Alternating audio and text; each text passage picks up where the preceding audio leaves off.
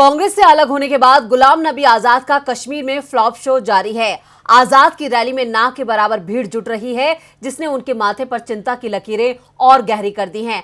बड़े बड़े दावे करने वाले गुलाम नबी आजाद इस वक्त बैकफुट पर हैं। अपनी पार्टी बना के कांग्रेस को चोट पहुंचाने और बीजेपी को फायदा देने का इरादा रखने वाले आजाद से उनके वफादार भी किनारा कर रहे हैं।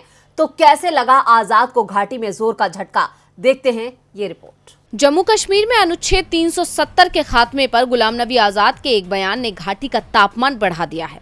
घाटी में उनके अपने ही लोग उनके बयान से किनारा कर रहे हैं। अब आर्टिकल 370 पर दिया गुलाम नबी आजाद का बयान उनकी परेशानी बढ़ा सकता है।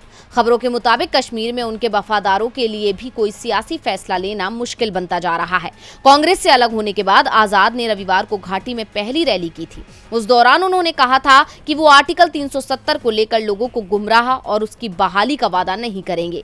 आजाद इस बात पर जोर दे रहे थे कि किसी भी विशेष दर्जे की बहाली के लिए संसद में 2/3 बहुमत की जरूरत होती है।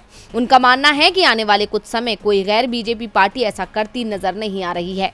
अब खबर है कि रविवार को कांग्रेस समर्थकों ने भी उनसे दूरी बना ली है। रविवार को हुई उनकी बैठक पूरी तरह से फेल रही। खबरों के अनुसार उनकी रैली में 3000 से भी कम लोग जुटे थे। कहा जा रहा है कि आर्टिकल 370 पर इस मत के अलावा उनके वफादार आजाद के बीजेपी से जुड़े होने के आरोप भी लगाने लगे हैं।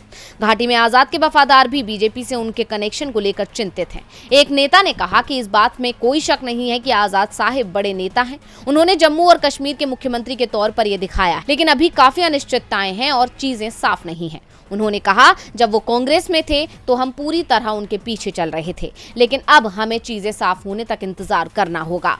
आजाद को अब तक केवल ताज मुहिउद्दीन, पीरजादा मोहम्मद सईद और मोहम्मद अमीन भट्ट का समर्थन ही मिला है। इसके अलावा उनके कई वफादार अब तक बड़ा फैसला नहीं ले सके हैं। इन 3 नेताओं में से देखें तो केवल गुर्जर नेता मुहिउद्दीन ही हैं जिनका अपने क्षेत्र में प्रभाव है, जबकि सईद सियासी तौर पर गुमनामी में है और भट्ट की लोकप्रियता स्थानीय स्तर तक है।